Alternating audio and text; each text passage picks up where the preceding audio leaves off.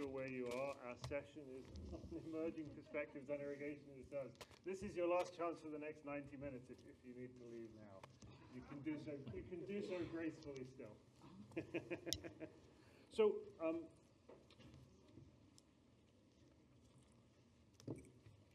irrigation as a service is something that is not well understood, but is growing rapidly within actually both the global south and in commercial context. But today we're going to talk specifically about irrigation as a service in the global south. And we're going to try to provide some framing for people that may not be familiar with the concept to understand what's different about it, why it's different, what are some of the challenges to scaling. And then we're going to go in more detail. We have, actually it's all private sector panelists here that represent different elements of irrigation, manufacturing, distribution, and service that can talk to how they think about irrigation as a service and irrigation service provision. So the challenge of irrigation as a service, I guess I'm going to start with the definition. This is, some of you that do work on irrigation as a service will fight me over this definition. That's okay. I have the microphone. But for the purposes of the next 90 minutes, we are going to define irrigation as a service as those approaches that provide water for agriculture without the farmer owning the underlying equipment. Now, that's very different to most approaches for irrigation, generally how we think about irrigation, in that in general, as we've thought about irrigation for about the last 6,000 or 7,000 years, the farmer owns the equipment, right? Whether that's a watering can or a pump, whether that's a treadle pump or a petrol pump or a solar pump. And so this first graphic here, there won't be many slides today. This is one of the slides that we'll have. So this is just to get people thinking a little bit about the supply chains and the value chains involved. So if the farmer doesn't own the equipment that they use to irrigate with, then somebody else does own it. Right? And so immediately the question is, who is that? Right? Who is that? And in order to answer that question, we can look at the supply chains for irrigation equipment, and somebody else in the supply chain can own the equipment. We can look at the value chains for whatever the farmer is growing. Somebody in that value chain can own the equipment. Or there might be other people entirely, whether those are third-party asset owners or strategic partners that own the equipment. Now, all of those are happening somewhere in the world right now. And that is something that is nascent, but people generally don't realize the extent to which it's already happening. So some of that is to share examples of that as we see them globally. Unlike a typical equipment supply chain where you go from a manufacturer to a distributor, whether it's wholesale to retail to a farmer, that's a pretty straightforward system, right? And typically, although there is some after-sales service, that system ends with a sale, and the retailer sells equipment to the farmer, and then at the end of that, money changes hands and everybody's happy, and that's sort of the end of the transaction and the end of the tracking. Irrigation as a service works differently because there is recurring revenue. It involves, as we'll come back to, a transfer of risk from the farmer to somebody else, to the irrigation service provider, to the asset owner. And that fundamentally changes the nature of the relationship. So that's another thing that we're going to talk about. So we are familiar in the global south with many informal rental services. So anybody that's worked with farmers in much of the world knows that pumps get rented out, they get shared. Those informal markets are pervasive and ubiquitous. What we're talking about today, though, is commercial and entrepreneurial irrigation service provision. So these are places where you have arm's length transactions with money changing hands. And for a number of reasons, those things are of interest. We find a very large diversity in business models around irrigation as a service, and that's some of what we hope to translate and explain to you. At the Institute, we've been working on irrigation as a service, I think somewhere between 6 and 7 years, with partners around the world. We were very lucky in January. We had a We ran a workshop, a learning route in Uganda, where we brought in 8 commercial irrigation as a service companies from 7 different countries around the world. As far as we know, that's the largest gathering of such companies that has happened. One of the things that came out of that is understanding just what a variety of models there are for irrigation as a service. The workshop itself had a mix of fieldwork and workshop sessions. We have several of the companies represented here among the panelists that were in that learning route. And so they will talk as we go today, both about their own experience and what they've heard from other companies. And one of the challenges is that many of these companies operate within a specific context, and it's hard to share, it's hard to get information from one context to another. So with that, let me come to my panelist introductions that I'm sure I'll massacre. But so first of all, so we have 2 different companies represented here. I'm going to start immediately to my right. We have Corinne Vizzini, who is she is a Swiss attorney at law and an entrepreneur. So since 1996, she's been running her own law office. And since 2016, she has been the CEO of Enos Ag, which is a company that develops and markets solar-powered irrigation pumps for the global south. We will learn much more from her about what Enos is doing, but the company supports farmers in Africa, Latin America, and Asia with its sunlight pump. They have multiple models of pump. And so she, in her work, bridges law, clean tech, and sustainability. And again, works in many regions of the world. Seemingly, she's on the road all the time, judging by social media. Immediately to the right of Corinne is Professor Andrea Vizzini, who is chairman of the board and CTO of Enos Ag. So he led the development of the solar-powered irrigation technology that is used in Enos Ag. So he is a serial entrepreneur as well as a professor at the Bern University of Applied Sciences. So his major work is in electrical engineering and sustainable energy. He's served on the Swiss Federal Energy Research Commission as well as on several industry boards. He holds multiple awards, patents, and scientific publications. We have both Corinne and Andrea here today because when we think about irrigation and scaling irrigation, we have to think both about the technology and the business side. And we tend to think about those things separately, but actually they are very closely intertwined and need to be considered together. Our last panelist is Abraham Solomon, who's on the end here. He's actually wearing 2 hats today. So he is the founder of AgriWorks Uganda, which is a provider of mobile irrigation as a service for smallholder farmers. He's also currently a consultant and entrepreneur in residence for the Dorothy Water for Food Global Institute. And in that role, he's been helping us understand irrigation as a service as it occurs globally.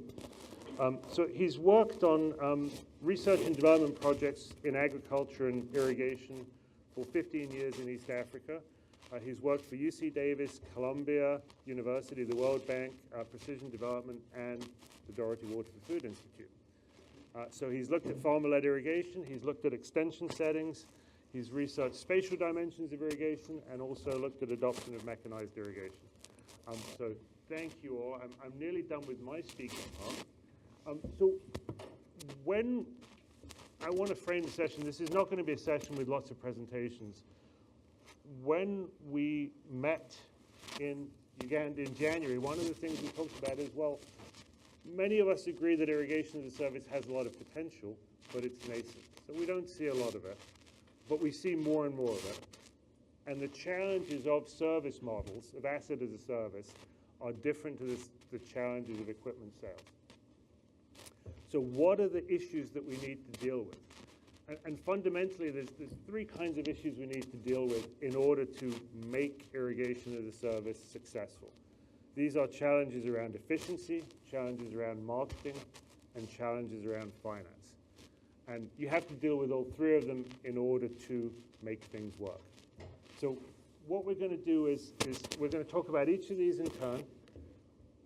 I will ask the panelists to talk about their experiences, both from their own companies that they've worked with, other entities within their supply chains and value chains. In some cases, I know we have audience members that are also experts on the topic, so I will liberally reach out to them if they don't volunteer their opinions. And then also we'll have an open discussion. So when we think about efficiency, just to give a little bit more before we launch into the efficiency, when we think about efficiency, in particular, we'll look at value propositions, we'll look at the role of data and technology. When we think about marketing, we'll really focus on this issue of how you find customers, customer acquisition, and distribution networks, which are two critical aspects of channel marketing. Finance is a particular challenge for smallholder irrigation, so we'll deal with that last. We have the fewest answers and the most questions for that topic, so we'll come to that one last and talk about some of the challenges and some of the opportunities. Let's talk about efficiency first. So there are both fixed and mobile models of irrigation as a service. The mobile models are things that are actually look like what we see here, which is, I will shortly ask Corinne to explain about that. But fundamentally, if you're using the same technology as a farmer, but you're charging them for what you're doing, there has to be a value proposition there. So either you have to be able to provide them water cheaper than they can provide for themselves, or you have to provide them more value than they can provide for themselves, or both. So fundamentally, there is an efficiency issue that needs to be overcome. At the same time, a service provider has human capital costs, has logistics costs, has to deal with equipment maintenance and depreciation. So these are challenges that have to be overcome and that are not trivial. So with that, I guess I have to remind myself what my next slide is. Oh, no, I'll come to that next. That's my bridge slide. Maybe, Corinne, we can start with you.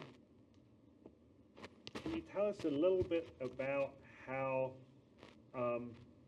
ENOS, and I'll also say the other reason that ENOS is here today is that in general, when you talk to manufacturers of equipment, they are not interested in service models because a manufacturer makes money through sales. If they are a publicly traded company, the next quarter's or the last quarter sales really fundamentally drive decision making.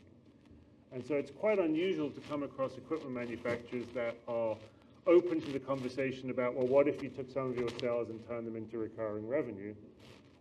How does that look? Let alone ones that then go out to their distributors and encourage their distributors to think about service models and leasing equipment rather than selling it.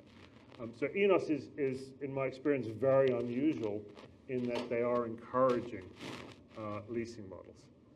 So perhaps the place that we can start is why? How do you view irrigation as a service? Oh, okay. Maybe to answer this question, I need to go back a little bit, if you allow me. Absolutely. So as you heard, so ENOS is a Swiss-based company. So we are, in 2016, actually, we had then like a market-ready product. You know, first we had to do some research work and then also doing some prototype studies, etc. And then in 2016, we started actually from scratch, you know, just saying, okay, let's not only stay in the R&D sector, but also because we had then also, we looked for a manufacturer partner, etc.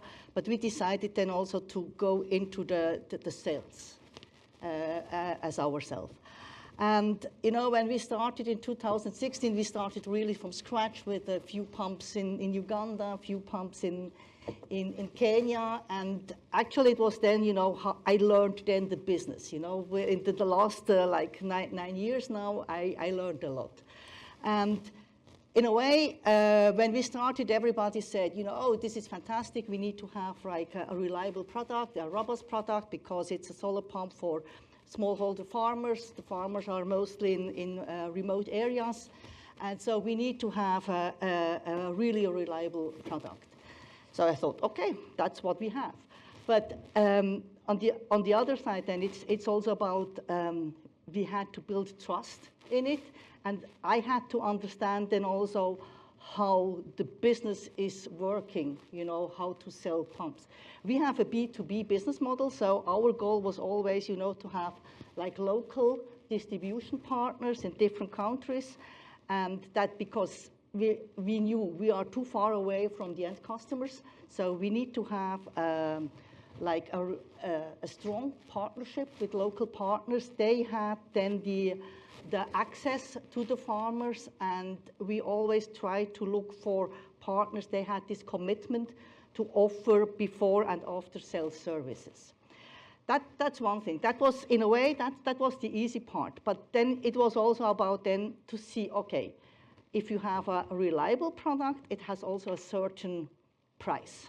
You know, either you go really for the low-cost products, and then you might replace it after a couple of months, or you invest in a product that has a certain quality.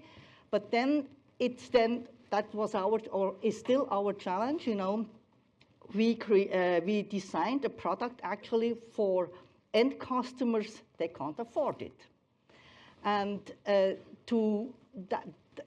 then I also realized, you know, to have these discussions or to check with our dealers, you know, how best we can support them from the financial mechanism. So that's actually also why I became very interested to learn about different business models also for our dealers. And yeah, that's why we are discussing now, or I'm always now discussing this kind of topic, irrigation as a service, because Andrea can explain it then later, because you need then also to have the right technology, you know, to do that. Andrea, I'm going to come to you in the technology in just a minute. Corinne made a really important point, which is around the value proposition. So one of the assumptions and the role of reliability in irrigation equipment, we understand that from a climate risk mitigation perspective, irrigation is extremely helpful. Right? So irrigation allows you to buffer against weather risk. However, I think a thing that's not well understood is that in many ways irrigation does increase risk for farmers, because it's a large, expensive piece of equipment that if it fails, that failure can cause them to lose a very large amount of crop value. And in smallholder settings, where you typically don't have insurance, and you don't have easy access to credit, and you don't have cash on hand, many farmers actually, irrigation it'll increase the expected income, but it'll also increase the risk associated with that increase. And that is a large barrier to entry. So that's one thing that I think is really important to understand is how irrigation changes and in some ways magnifies risk, and that in terms of scaling irrigation, it's important to understand that you have to manage that risk in a way that makes sense to the smallholders. You said another very important thing about reliability. So we've visited with farmers globally now, and a story that we hear very often, that is often the origin story of irrigation as a service, is farmers buy a cheap pump, they have a great year, they make a lot of money, and somewhere in year 2 the pump fails and they lose their crop. And so when you talk to irrigation as a service companies, we actually find two very, very different value propositions. In some cases, some farmers go with a service model because they can't afford irrigation equipment. That's the one that I think generally we think about. But there is as important a set of cases where the value proposition isn't that the farmers don't have enough cash to buy equipment. They do. But rather they are not willing to take on the risk of the equipment failing. So they're willing to pay somebody for the reliability that the pump will not fail. So somebody else has that risk of managing the system. If it fails, it will need to be replaced immediately. And that, from an efficiency perspective, if you can make that work, it then makes more sense to use high reliability equipment from the service provider's perspective. And for me, I'll say it's been a surprise. The extent to which that second value proposition is commonplace, that there is a willingness to pay what are sometimes quite large sums of money for reliability. And that issue of how farmers view the risk of irrigation and equipment failure is much more important than people think. Before I come to the technology, I want to give Abraham a chance to talk about AgriWorks and how you got involved in irrigation as a service and some of your story and how you view efficiency. Yeah, thank you very much. So AgriWorks has been a small irrigation company operating in eastern Uganda since around 2015. All of this got started with trying to develop a technology that could be moved from farm to farm so that more than one farmer could share one set of equipment. Main reason being most of the farmers we were working with were irrigating less than an acre, maybe a quarter to a half an acre mostly. And one irrigation pump can probably do 2 to 3 acres pretty comfortably. So a farmer would have to invest in a lot of capital that they wouldn't fully utilize, which was already hard enough for them. And so the idea was that we were trying to look at a technology that we could just put on the back of a common motorcycle and move from farm to farm so that a group of 3, 4, 5 farmers could use one set of equipment. And so we had developed a technology that we're able to package so that a farmer can, in a few minutes, take equipment to the field, set it up in minimal amount of time, do their irrigation, and then take it back home. This also really is important for the environment that we work on with smallholders because a lot of farmers are renting land. Most of the farmers that are irrigating actually rent land near the water source because where they happen to own land might be quite a distance away.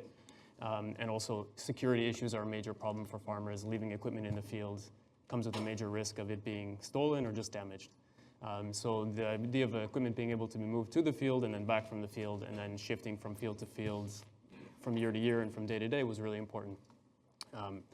So when we started developing this technology and sharing it with farmers, the feedback we always got was, this technology is great, fits what we need to do, but can we get it on credit? And I mean, of course, when you look at the equipment costs being, upwards of $1,000 for the pump, the suction pipe, all of the fittings, delivery and all. So this is still very expensive for farmers, even if they're in a group of 3, 4 people. So with a little bit of the support, we were able to roll out a pilot that was offering this kind of equipment to farmers with asset financing. And basically, we took a pretty standard asset financing approach, whereby we would ask for a 20% down payment, give a series of installments once per season, and then a group of 3, 4 farmers would share the cost over the course of that season. And basically, long story short, what we found is there were just too many challenges with farmers taking the asset financing approach and also owning equipment as a group. So I mean, I'm sure you can all imagine how it is to own a car or to own any other asset with 3 other people. Even if it makes financial sense, it's going to be hard to make it workable. And in terms of the financing side and making their repayments, I think we probably underestimated just how variable farmers' crops are in terms of similar thing to what Nick has said. On the long run, the irrigation, on horticulture crops can be really profitable, but in a given year, there's always something that goes wrong. So you just have a lot of cases where, there's army worms come in and people don't know how to deal with it, destroys the whole crop. Somebody gets sick, they're not able to go to the field, they lose their crop. Somebody moves away, like out of the 3 people that own the pump, one of them moves away, now the other people can't cover their cost. So all kind of things made it challenging for smallholder farmers, and mostly just to do with the challenges that they have in their day-to-day life. It's not really predictable, there's all kind of weather variability, crop variability. So we really had to take a step back and relook at sort of what's the best way to deploy this. I mean, we still see that we want to have equipment that has high utilization so that the capital anybody invests in equipment is now spread as efficiently as possible over farmers in order to make the unit costs of water as low as possible, which is essentially what the farmer needs. So we were able to look at a different way to do this through irrigation as a service. So I mean, we started with this equipment which was mobile, and so we thought maybe what we can do is actually we just take it to farmers' fields and we charge them for the water we pump. And so this was also enabled by support with some other projects that we're working with. There was an organization called Global Good that helped us with a lot of the engineering on this, how to scale down the pump and the equipment to make it even lower cost and also allow us to have like a more efficient distribution network. And so the way we started doing this was, anybody that's familiar with Uganda, we probably have more motorcycle taxis per capita than anywhere in the world. So what we had is we identified areas where there was a high demand for irrigation, meaning there was, good enough surface water sources and a lot of vegetable growers in the dry season. And then we would establish offices in those areas where we would stock the pumps and the pipes and everything that we need for irrigation, and then use the local motorcycle taxi riders to take that equipment to the field, irrigate for farmers whenever they need it, and then bring the equipment back. So essentially we have some of the asset that's provided by the motorcycle rider. In this case, they provide the motorcycle for transporting the equipment. What's interesting is the technology we started using actually uses the motorcycle itself to power the irrigation pump as well. And I mean, this is a way that actually, like, it keeps our servicing costs down. We don't have an engine that we have to service. The motorcycle engine itself is being serviced by the motorcycle rider. They bring the transport, they bring the power source. We just bring the irrigation equipment, and then they take that to the field. So it also really helps us in terms of service delivery. We don't have to have a big team of staff that have to go around irrigating for people. Essentially, these people are on call. They can easily go, to their transport business and do the motorcycle taxi when it's not irrigation season, and then when it gets dry, we can call on them whenever they're needed, and we can scale up and down really quickly. So all of these are different ways that we're trying to get at the efficiency solution that Nick talked about. How do we keep all of our overheads down? How do we keep all of our CapEx costs down as much as possible in order to deliver the lowest cost of water? And what we've seen is, compared to, farmers owning equipment, compared to the asset financing approach, we've just seen demand for this, go through the roof compared to those different solutions. So, I mean, I think that what we've been able to do is, even with just word of mouth, without doing major marketing campaigns, farmers talking to each other, we really see that, whenever the dry season comes, we get a lot of demand for irrigation.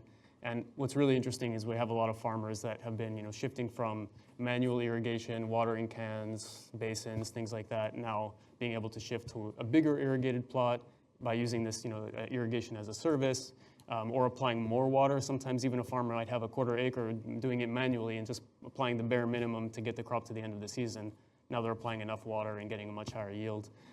So we see there's a lot of improvements in how they're doing this, and I think really all of that comes back from the two elements. Number one is the cost, in terms of farmers being able to get irrigation on a per unit basis without having to spend $1,000 up front, or even if it's $500 up front, it's just way beyond what they can manage. But then also the risk element. So, I mean, like Nick mentioned, farmers that do buy their own equipment. I mean, so you invest that money in the equipment. If you have a rainy year, you're not using it, right? So a farmer's sitting there thinking, I've bought $500 worth of irrigation equipment, it's raining, I'm not using it. I could have used this money to start a small shop. I could have bought some cows.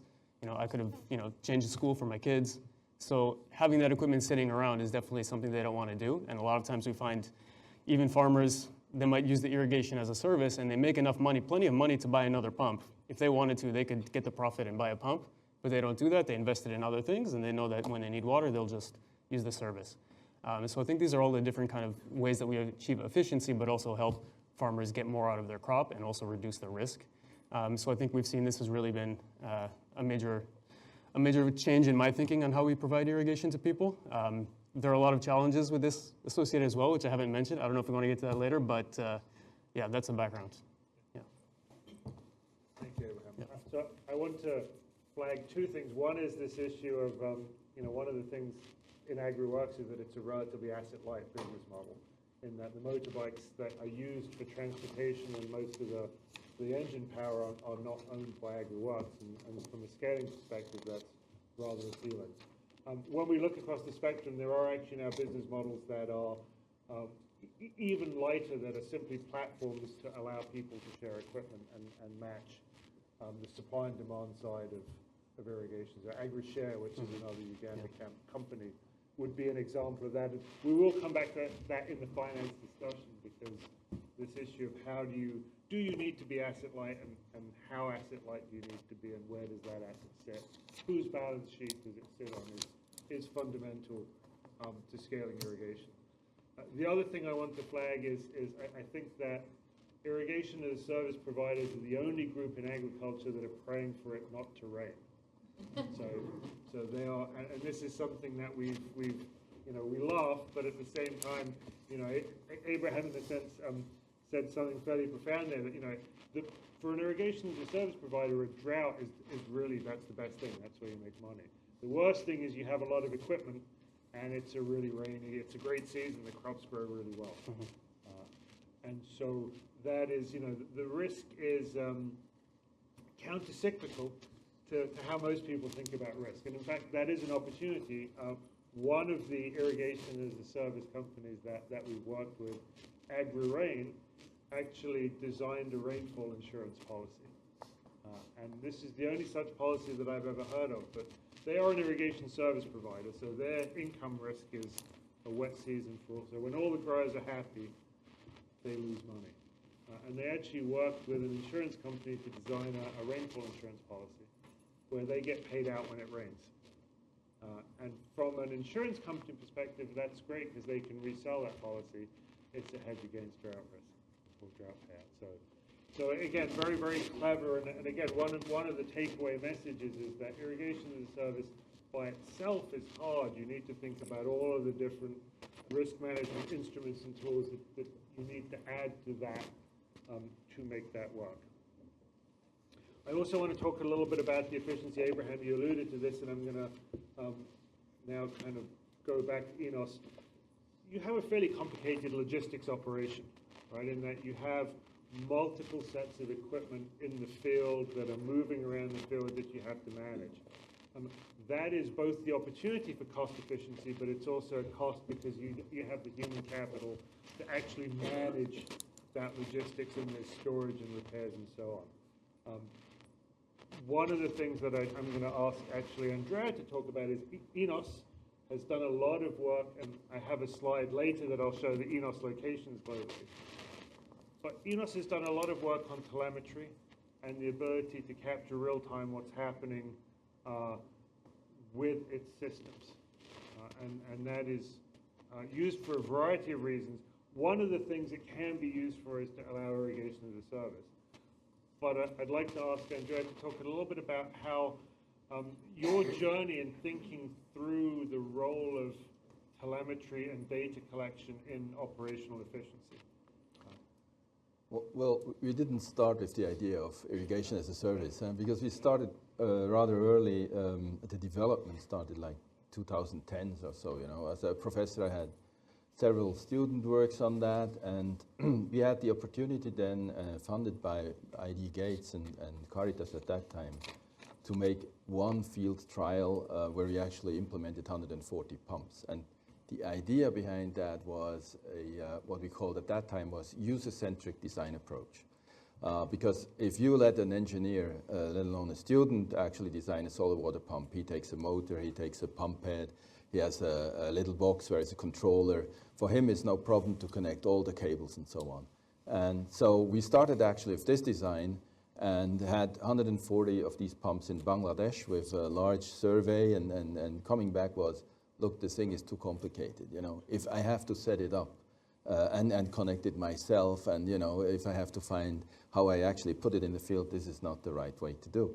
And so that was the initial idea on the concept of the sunlight pump from Enos, which is a completely integrated system where electronics is integrated on top of the motor connected to the pump head, and it has, which is probably the most stupid thing, but it has a frame.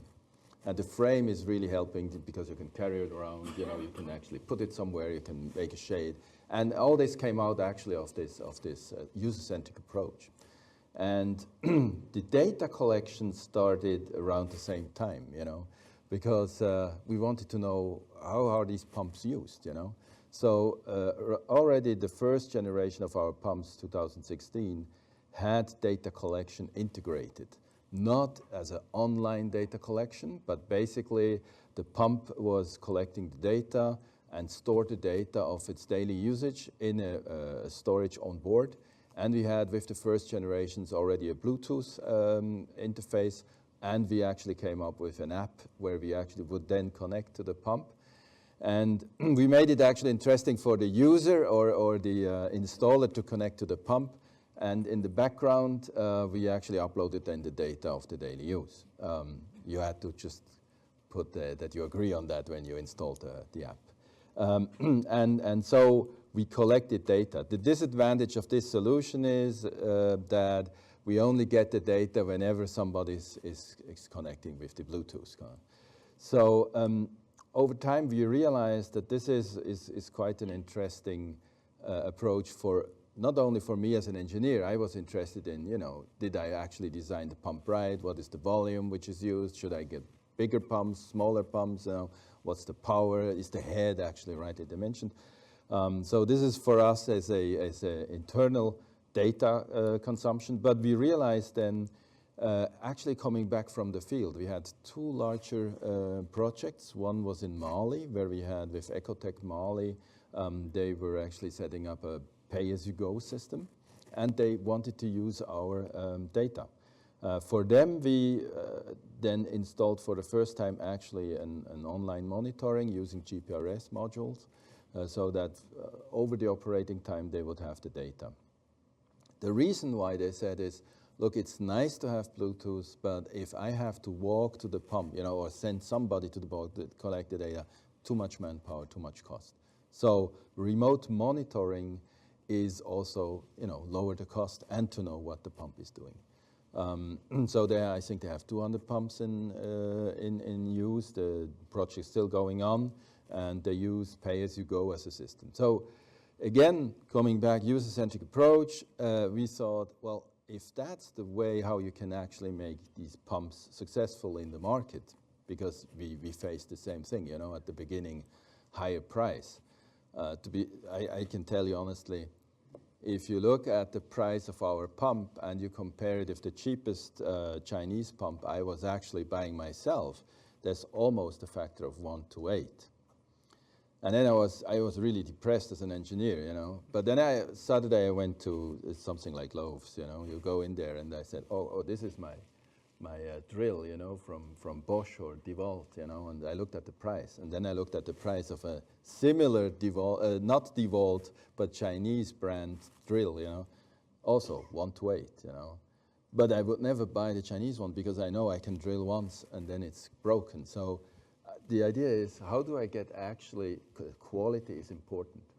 And in early days, we started to do this, value proposals. We said, look, you have to buy the pump, it's expensive, but then we calculated over 1 year or 1.5 years, you get the payment back, And we did a lot of training also for our dealers. We have online training courses because we realized quality is not only how much or how fast you get the payment back, but how much support you have. This is important. And so we did online trainings, and we forced our dealers actually to buy spare parts from the beginning. With the idea, if they're on site, they have spare parts, the time between failure and repair is minimized. Because if we send it out of India, where we're actually producing at the moment parts of our pumps, takes too long time. So, and now coming back, all these elements, they're actually an important part for, I think, also irrigation as a service, as well as online remote monitoring. I think reliability is one of the most important things. So that quality is one thing, but the reliability means that if the pump fails, we have to detect it rather fast, we have to react rather fast, and we have to know what we have to do. So, all this, what we said, have spare parts ready, this is good, but if you know what is broken, you can actually drive right away to the dealer. Either you bring a full new pump or you bring him a part.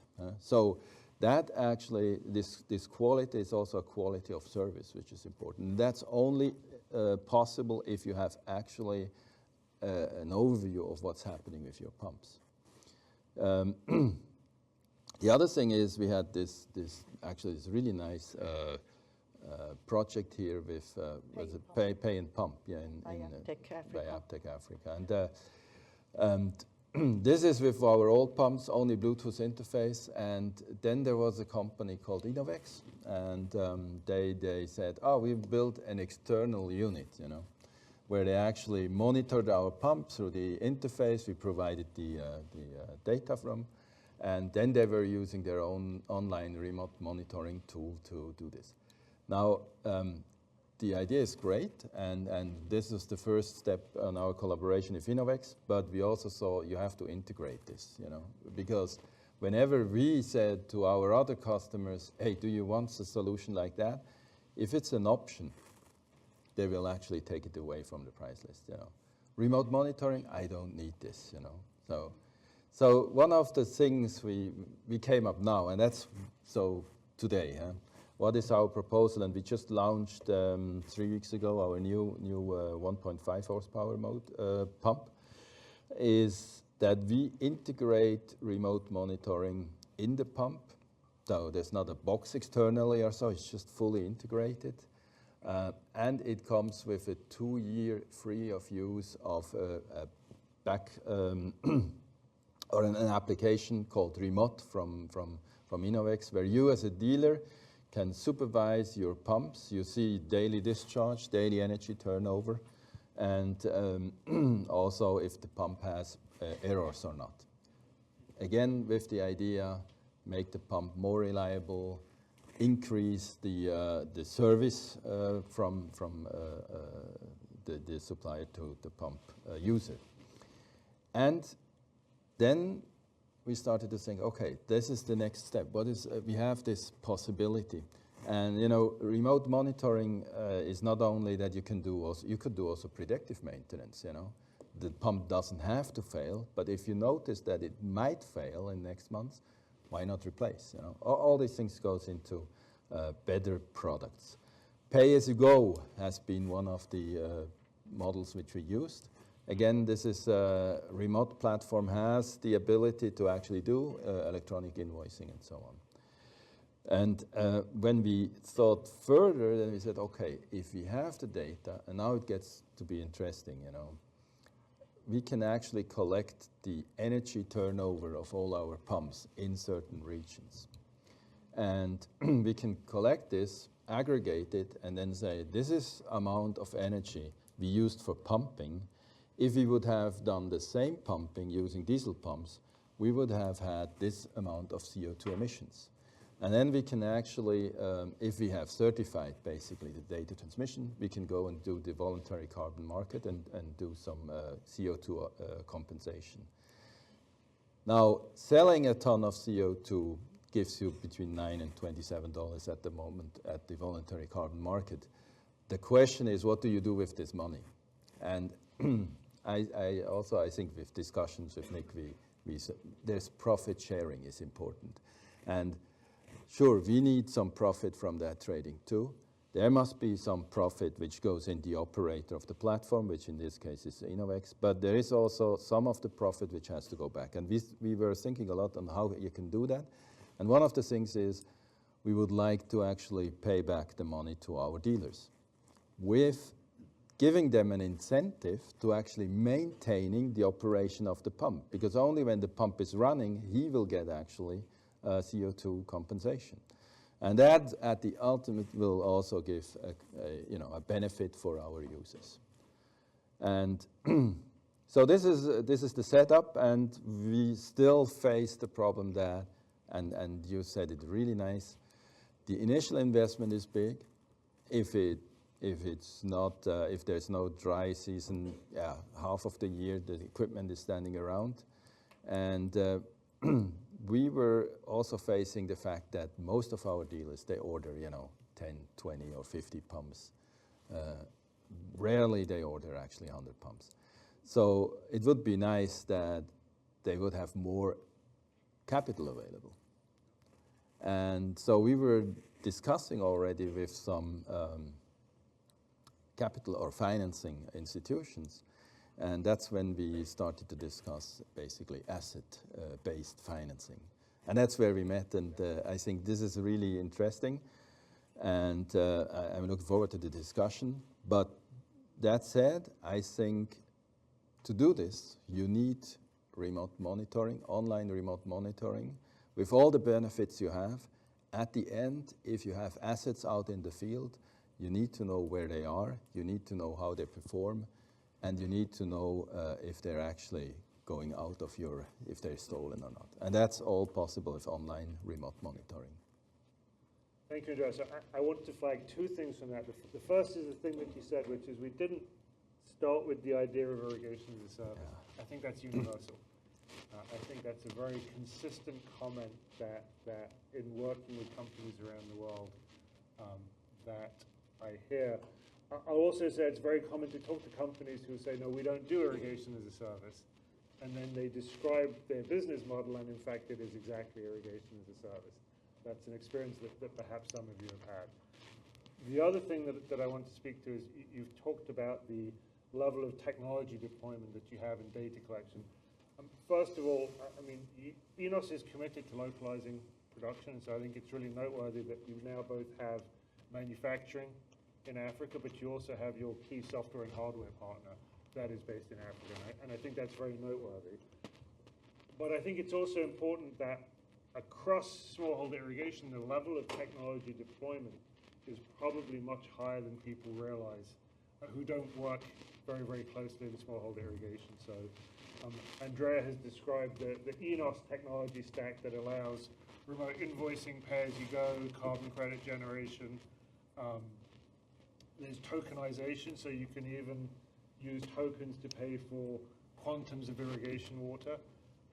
One of the other companies that we work with is a company called Cultivate that works in India. They actually have moved to fully autonomous irrigation.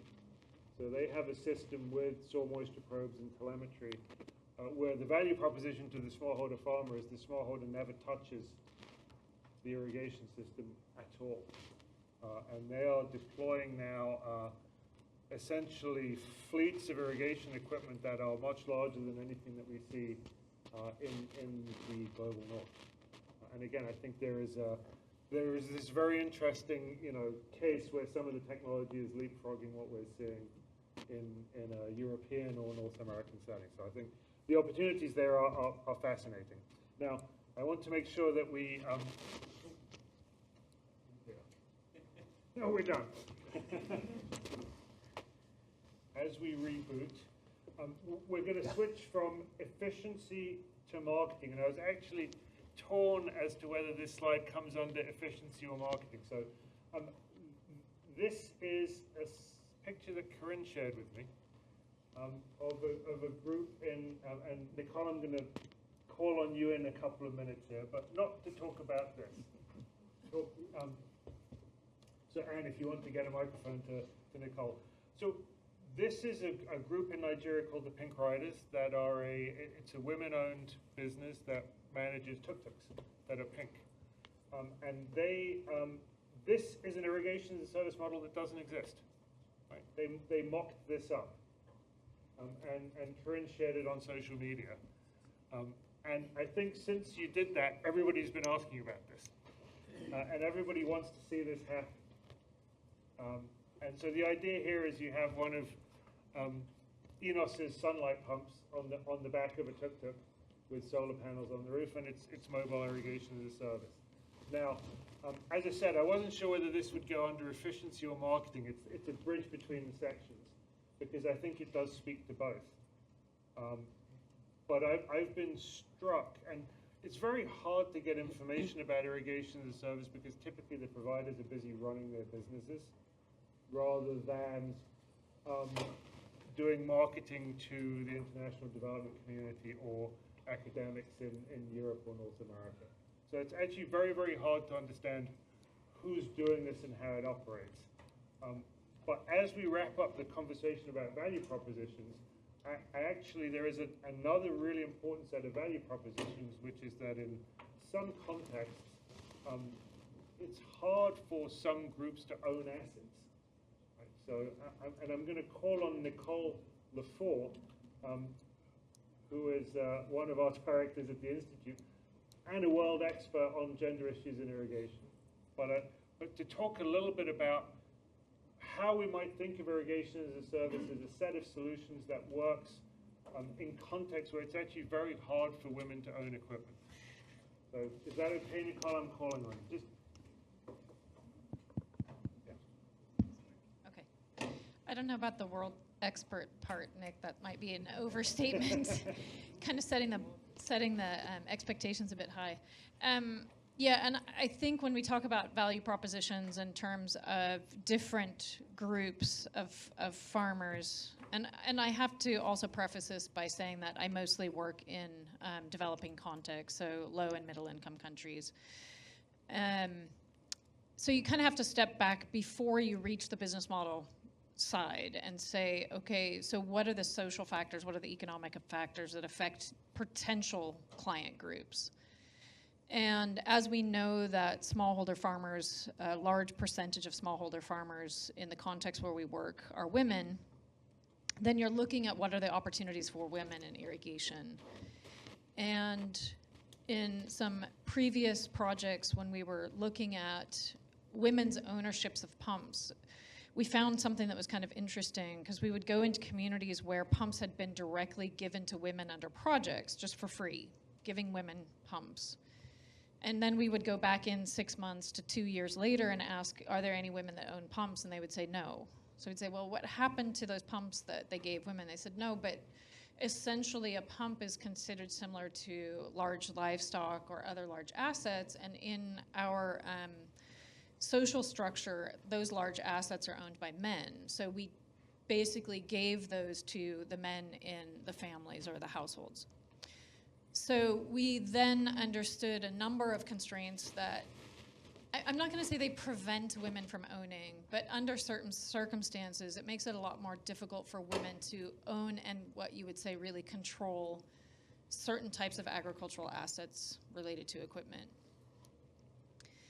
But in the case of irrigation as a service, what we really are kind of theorizing at this point is, because the women wouldn't necessarily have to own it, and it's not owned by the household, it could provide opportunities for women to be able to use and control the use of a pump in circumstances where otherwise they wouldn't necessarily be seen as the asset holders. And so we've discussed with a number of women in different contexts in different countries in sub-Saharan Africa, and they're very interested in the concept of pump rentals. And actually, they have provided some really great insight into use for supplemental irrigation during the rainy season. They've made suggestions on how to structure the costing across different seasons so that it would be proportional to use. So there's been some really strong conversations with women farmers about how they would like to be able to access pumps through rental services, and how they would actually like to have that structured for the payment system and the terms. So I don't know if that kind of covers what you were expecting, but. Yeah, that's perfect. Thank you, Nicole. Yeah, so, again, the takeaway here is that, cultural context matters and asset ownership matters, and irrigation as a service avoids some of the challenges of asset ownership. Yeah, so thank you. All right, next we're going to talk about marketing. And so what I mean here is customer acquisition and distribution networks. So this is a picture that Andrea sent me this morning that shows the, again, I could have put this in the last section around data, but I thought it would fit as a lead-in. So this is the this is not the full deployment of Enos's pumps. This is a recent data pull. So just to give some sense of where Enos pumps that are sending data to the cloud are currently located. And one of the challenges of... Can I just say, yeah, the thing is, as I mentioned before, we have this Bluetooth interface. So this is about 1/3 of the pump we have actually deployed, and it shows the problem that, the data comes not back if it's not automated. But the nice thing is, I don't know when you want to show the next slide. The nice... Oh, you didn't take the... okay. I didn't take the next slide. But this is the next slide, so still new equipment. Yes, but you have the statistics? I don't know. You don't. Yeah. Too much many, mathematics. yeah. Okay. Yeah, well, based on that, we did a lot of data treatment and had some ideas on how the pumps are used. But we would like to see much better picture now. Yeah. Sorry. Yeah. No. I mean, so when we think about marketing, again, Corinne, you mentioned you have a B2B strategy. So in a sense, your customers are your dealers. And so, maybe you can talk just a little bit about that in terms of, and you've talked about you have different, some of your dealers have a higher capacity and ability to market the pump, some of them struggle a little bit more. But in a sense, part of your goal is how do you get as many pumps as possible to your dealers and then out to the customers, and how do you increase your dealer network? So maybe you can talk a little bit about how you think about that problem as a manufacturer. How do you build those trusted relationships with the dealers? Okay. Actually, I would like to start with this. Also, was Nicole was mentioning, bringing pumps to women. Most of time, it's like project-based as deals. And that's actually also what I see when selling pumps to dealers, to distribution partners. How do they use, or how can they sell the pumps to the end customer? Either we have like in Uganda, there are like subsidies for solar pumps coming from the government through World Bank, and then it becomes in a way like in a sort of like easy, to sell pumps to the end customer, because the end customer only pays maybe like 40% of the total cost. And otherwise, when you are active in a country where there are no subsidies coming from government, then it's like our dealers are selling pumps in projects. So this is still the reality. To have the chance, to sell this equipment to end customers without any sort of financial support, it's still like a hurdle. And I think I always try, to discuss this with my different, with my distribution partners, how we can improve, or if it's only going for the really smallholder farmers, with the pump, because there you find the projects. Do you also find you have another option, household use, or maybe because we have like some different types of, or like sizes of pumps, where you can also use for commercialized farmers. And but this is I'm still struggling there actually. And I think with the new technology coming now, with this automated remote monitoring, data-driven technology, I think it becomes also more easy, to discuss with my dealers, to offer also like, as we're discussing irrigation as a service, because it becomes, it brings like a new opportunity, because you can track actually then also what's happening.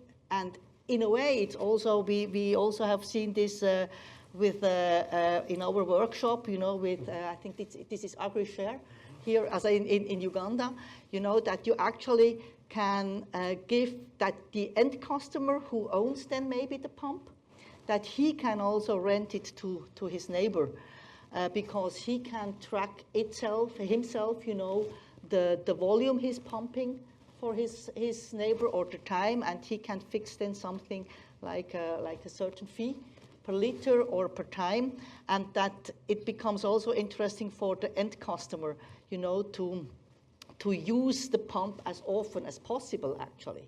Not only maybe in the morning for himself, but instead of not using it then in the afternoon, that he shares, and he can also make some benefits.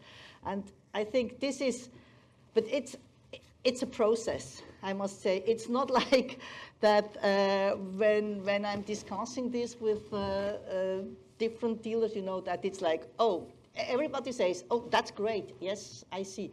But then to implement it in the real work, or in the sales, this is still challenging. And maybe something, of the Pink Rider project. This is also, I really hope it will start soon, because I've seen, that was a picture from Nigeria, from one of our dealers there. They signed now also like an agreement. There will be subsidies in Nigeria, so it gives me hope, that we start there as well. But I think it's, with data, it becomes easier now, because the goal would be, that was the 2 HP on this Pink Rider, on this vehicle. So you need to be mobile.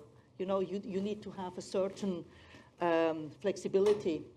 So the Pink Rider would be really like a good way, to move then from one plot to the other, and actually, to become an entrepreneur. To say, today or this morning I'm offering water services there, irrigation services there, and then in the afternoon I'm going somewhere else. And I can, because of the data you can have access to, you can easily see how much water you have pumped. I think this is the new way how now to think ahead, you know, with additional business models. I mean, you've spoken very persuasively about the role of dealers, and I'm convinced that dealers are at a critical point in the business landscape for scaling irrigation, and they're people that are not usually in the conversation.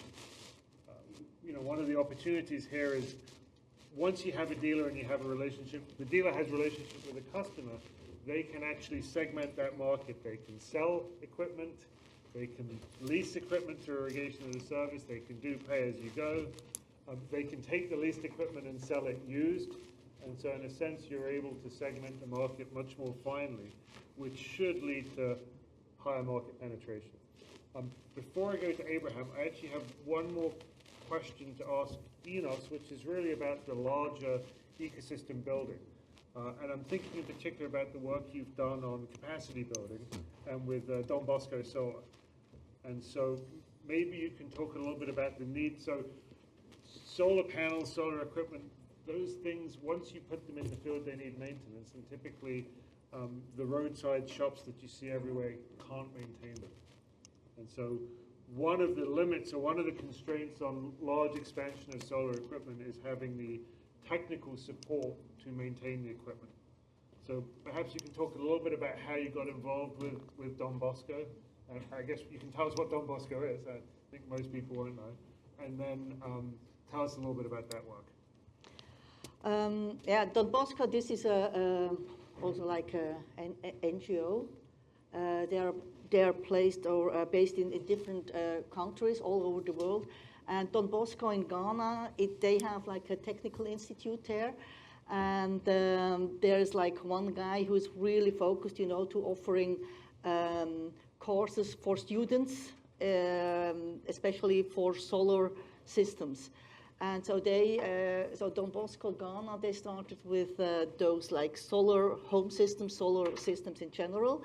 And they said, oh, actually it would be great, you know, to add an additional component to this course, you know, especially for solar pumps. And so maybe you can take over from here, you know, that we were asked then, you know, to design actually like a course about solar water pumping systems in general, not only about our product, but about solar systems in general. So since 2000, in 22, one of your master students, he designed this course then actually, and he went there to implement it. And since then, it's running. And I think this is also because you were also asking about the relationship, you know, between Enos and our dealers. I think this is very important to have a strong relationship, and that they also get the technical support from us, but that they also see, you know, because the pumps are always in remote areas. And it's good to have more technicians coming into this field, and that they are like also those technicians can also stay in the rural areas having some job there actually and doing some work. And that's also why we invest in capacity building or in courses like this. So we have this on-site course actually we can give to technical institutes and otherwise with practical aspects. And on the other hand, it's also online. But maybe you can add something? I think you summarized it very well. The question was, why does Enos do this? You know, I mean, as I said, we did a lot of courses for our dealers, you know. But at the end, on one side, there's a certain passion for education from me. You know, I teach now for over 30 years at the university. And I know that that's the basics, you know. You have to get knowledgeable people out there. That creates the market, you know. Probably they will install some other pumps, you know, not only Enos pumps, yeah, but that creates basically good. a market where sun-powered pumps are a reliable alternative, you know. And if people know, okay, there are people who can repair it, that's a good thing. So education is one of the key key factors for the success of a product in the market. And it was really a good coincidence that our courses would fit. We put some other competitor products also in the course, and yeah, it was quite successful. And it's now third or fourth time they're actually doing educator classes of 20 people, and hopefully they can duplicate it. And the online course is something we said, you know, massive online open courses is a big word also in education, and I think it helps a lot. But at the end, really working with the hands on the pumps is important. That's why I think on-site courses is also important. But Both just, things, you know. maybe just to explain, we had just now like GIZ from Cameroon. They had just launched a project, and they just bought like 250 courses from the online course. You know that I think this is like an easy start, you know, to go into this field.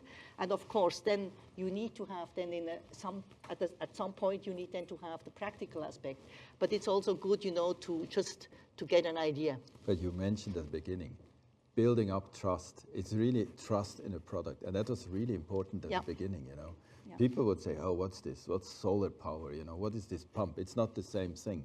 And that took a long time, and I think all this education stuff is also adding a lot to that. Perfect. Abraham, I want to reach back to you if you'd like to make any comments around customer acquisition, distribution networks, how you think about it at AgriWorks, or even with some of the other companies that you've worked with. Yeah, so I mean, for us, it's been quite a challenge in terms of sort of customer acquisition and how we manage that. One of the issues we have is, like, for the model that we use, we really need farmers to be clustered together, because one of the ways we keep our costs down is we make sure that one set of equipment will be moving from farm to farm as much as possible. So the moment we have farmers which are really spread out across the country, it's not possible to do that, and our costs will go up and the value proposition reduces. And the challenge we've had is now if we do sort of like social media, mass marketing campaigns, try to get the word out there, what we end up is we get scattered farmers from different places all over the country telling us, I need water over here, I need water over there. It takes our staff time to go and talk to them, to assess them, all of that. Whereas what we really need is increasing in density where we're already working. And so, I mean, the only way we're doing that now is through word of mouth, where farmers will really talk to each other. The other thing we do is we have, you know, the motorcycle riders we work with that we also try to tell them, you know, talk to the people in your area, try to spread the word, and just them riding around on motorbikes carrying irrigation equipment, people flag them down and ask them, how do I get access to this? So it's really very in-person and kind of word of mouth on our side, and because we haven't identified a really good way to target, you know, information messages exactly in the places that we need them, and we don't distract ourselves with people that really aren't exactly where we need to do that. But we've seen, for example, there's another organization in Uganda that's doing sort of the opposite, which is called AgriShare, I think. We've already heard about it, where they basically are a platform that connects people that own pumps to people that need pumps. And so mostly they don't own equipment, they own a little bit. But for them, they do a lot of social media and they do a lot of mass marketing. And what's interesting about them in the way they acquire customers is their platform is national, so they can get orders from anywhere in the country, even though they have offices in certain places. But now because of getting this national footprint, they track where new customers are asking for equipment from. So they'll realize that in a certain district, we're starting to get a lot of requests for equipment. Then they can think of actually establishing more equipment in that region, or even starting to open an office in that place, and then reaching out to local entrepreneurs who might own pumps, farmers who might own pumps, or even purchasing some of their own pumps to deploy in those areas. So actually, I think that that's a really interesting way that you can use sort of a larger scale campaign and track that, you know, on a data platform to really target where you want to scale up more and put more of your emphasis on marketing. So I thought that was a really interesting approach. Perfect. Thank you, Abraham. Yeah. I'm just going to talk very briefly about finance because I want to leave a little bit of time for questions, and we are getting close to the noon hour. So. Bringing us back to our original definition and challenge, if the farmer doesn't own the asset, somebody else owns the asset. And that asset owner needs to have the capital and needs to get a return on the asset and needs to be able to manage the risk.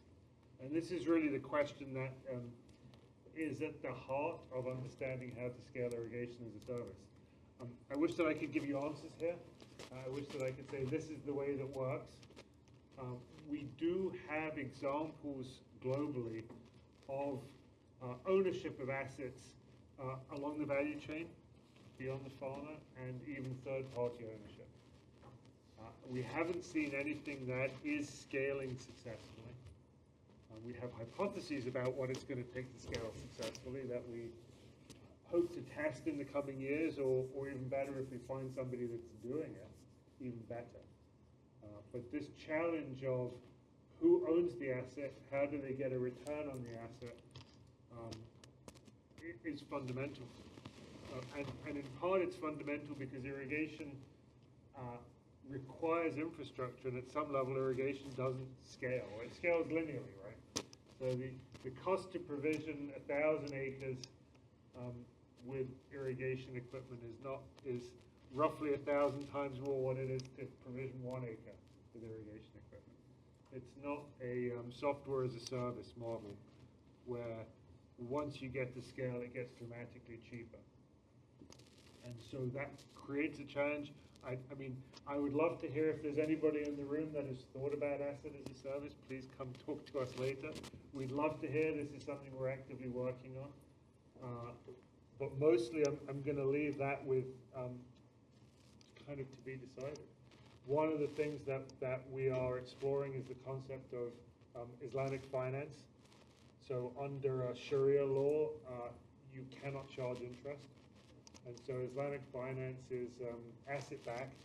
So the concept of having an asset management fund that owns assets and leases them out and then shares the risks and the returns is well understood in Islamic finance. It has been applied to large-scale irrigation projects, but not as far as we know to smallholders. So this is something that we're exploring, among other things. So now we get to the question and discussion time. This last picture is of a company that couldn't be here today, but this is cultivates equipment in sugarcane in India. I put this picture up. This is a field that we visited, or that I visited in earlier this year. And it's noteworthy because when we visited the field, the farmer was called away. And so we visited the field, and the farmer wasn't there, but the irrigation equipment went on while we were there because the sensors determined that the soil moisture threshold had been crossed. And so, in a sense, that speaks very much to the kind of the labor constraints of smallholders. It's something that we didn't talk about today, but labor issues are pervasive in smallholder agriculture, and that includes irrigation. And so one of the value propositions of irrigation as a service is if you can reduce the amount of labor it costs to irrigate land, that is a value proposition, and that is a major expense. So we have about 10 minutes left. I'd love to, first of all, I'd like to acknowledge and thank our speakers, so we can do that first.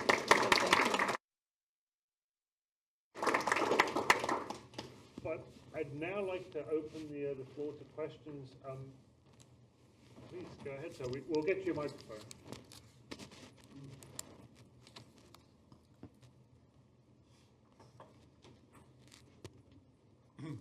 Thank you. It's a very interesting discussion and an important topic, particularly in Africa, I think, sub-Saharan Africa. One thing you didn't address is the water source. I mean, the only way that you can bring a pump to a farmer's field is if that farmer has a well or a stream or something. What about combining the business of irrigation as a service with helping to build scaling up the building of wells, for example? So I've been doing a little bit of desk work in Niger, and there's plenty of groundwater. There's sort of a pump, value chain starting to go. But then there's the cost of your well. So I wonder if you'd like to address that. If I don't have a well, you can't sell me irrigation service. I can jump into that. So your question is fantastic. And, much of sub-Saharan Africa has adequate water for irrigation, and the challenge is how to expand irrigation. There's a dearth of well drillers and a dearth of well drilling expertise. When we look at irrigation as a service, most but not all of it is surface water. So the mobile solutions are almost all surface water. And they typically, you have people with 100-meter sections, and sometimes with diesel or petrol pumps, you'll string 500 meters of pipe together into a surface water source. When you move to the fixed systems and fixed kind of shared irrigation systems, there is some that are groundwater fed. But it really is a problem. Using surface water, you immediately then end up with issues of sedimentation and what that does to pumps and water quality and all of those issues. I don't know if other people in the room would like to comment on, what will it take to get well drilling more developed in sub-Saharan Africa? I mean, maybe Abraham, would you like to add to that? No, I mean, I would just say I think it comes back to the idea of the risk transfer. So anytime you're going to now add a well or any groundwater system into irrigation as a service, you're taking even more risk from the farmer to the irrigation as a service provider. If an irrigation as a service provider drills a well and that farmer stops irrigating, there's no cost recovery on that. You can't use it for any other farmer. I mean, maybe just the immediate neighbors. So I think that if you want to do it at the lowest cost and the lowest risk to the irrigation service provider, you use existing water sources. If there's an existing well, I mean, that's fine. But in terms of new water development, it's piling more risk on. And so the question is like, what's the ideal amount of risk that they're going to take and still be able to keep the irrigation costs low? Of course, you can take more risk and charge more, but then are you really going to serve the customer? So I think it's a risk-reward trade-off. But that limits the size of your market. You should also have some surface water, which is a pretty small percentage. Maybe I can add something. I think this could be also more than for like communities, not like for one farmer, but it's more than for like communities where you can like to act as a water kiosk, where you charge then also like per liter, that you get some payments from that. That's where I could see the what you're talking about. Thank you. There's a question there. I guess, I'm not sure who was fast. Maybe we'll do this one and then this one. Thank you. Thank you. A very nice discussion. Thank you. This is Naga Velpuri from International Water Management Institute. Just want to ask a quick question. What we have not talked about is the sustainability. So I just want to listen from the current irrigation as a service providers in Africa, whether they are really thinking about the sustainability aspect, what would happen if you continue to draw the water? Will it lead to any over abstraction or groundwater depletion? Is there any consideration as of now while you implement these projects? What do you do as a provider?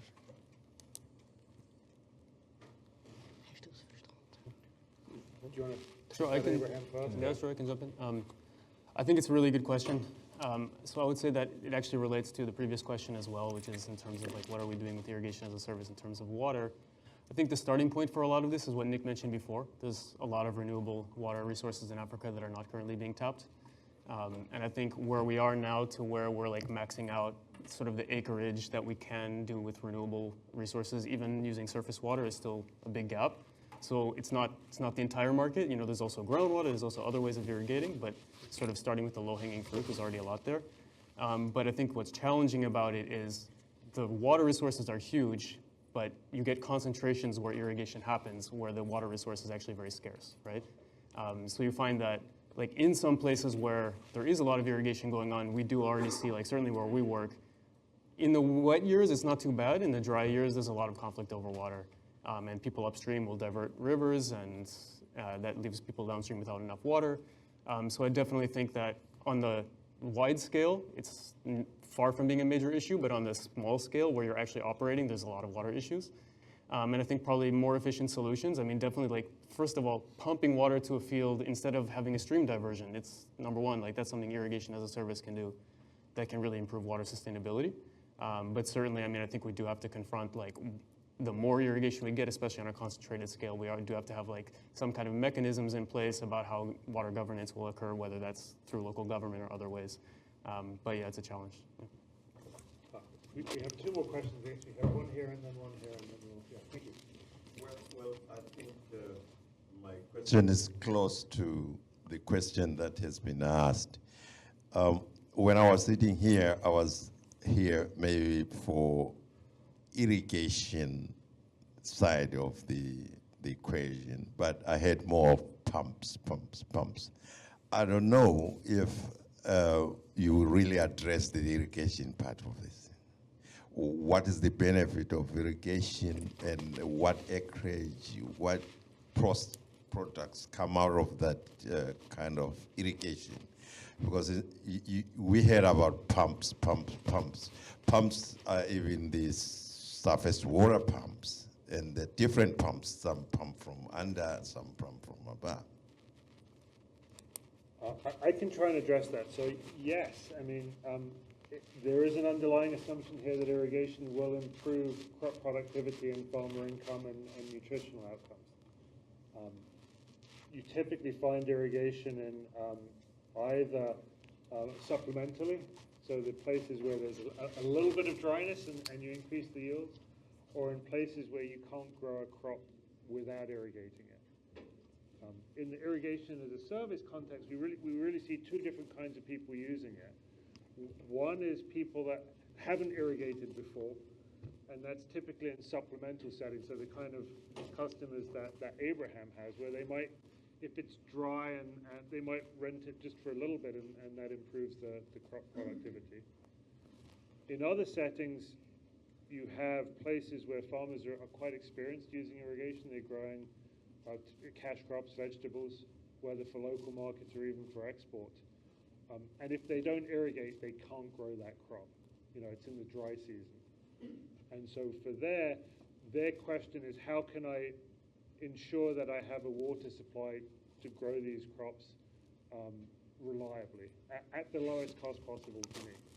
And again, that's a slightly different kind of customer segment, but again, that's one where irrigation helps. Now, to be clear, irrigation isn't the solution everywhere. You know, so I think it's important to acknowledge that there are settings, there are places where you don't want to irrigate, but there are also large areas where expanding irrigation should help. Hopefully that answered the question. I'm happy to talk more in the break if you would like. All right, last question, sir. Thank you. This is Shekhar from Bangalore, South India. And it's a comment rather, so I was hearing. In India, there is no problem of drilling. You have adequate drillers everywhere, and you just call in, you can have a drilling, no problem. The risk probably is about the aquifer. Yeah. The aquifer can't yield the water. It can dry out any bit in a particular well, may not be in the next adjacent well. So, because these are fractured aquifers, these are not alluvium, especially in the South India. So, the probably, as I see, the service model and other models would probably benefit a lot if apart from the data along with the pump, some decision support tool of how to manage the water in the well is provided, because the farmer, there's a new toolkit for the farmer. Generational farmers are not used to this. They are only used to dry land agriculture, but this is a new technology. Aspirations are high to use for commercial crops. So I feel that probably some tools would help them to manage the water better in every season, so the well is functioning throughout the period, and it gives productivity because the irrigation farmers are maybe 4 or 5x more economically beneficial for them comparison to the dryland agriculture. So I see that there is an opportunity to add toppings on along with the pump. Thanks. Thank you so much for your comment. And I may just respond to that. The picture that you see here, the company Cultivate is actually based in Bangalore. And part of their business model, their customer is sugarcane companies for this irrigation as a service. And one of the issues is aquifer depletion, where the smallholders are pumping a lot of water. They're using flood irrigation. And so this particular irrigation as a service model switches them to a precision agricultural system where the farmers are no longer doing the irrigation decision making. And part of the data stream that comes out with the technology is the tracking that less water has been abstracted. as well as some of the groundwater depth tracking. So your comment is absolutely right, and in these systems, India is a great example because smallholder irrigation looks really different there, and the issue is how you reduce the intensity, how you maintain productivity while reducing the intensity of water abstraction. And so, you know, you have a different set of business models that can work there, but the problem is very real. Yeah. Yeah, that's right. It's very real, and this question of how do you engage farmers to improve their irrigation practices, that is a global question. That is a theme that will come out through this conference. So thank you for making that comment. It's a lovely place to wrap up on. So perhaps we can acknowledge our panelists one more time, and thank you very much.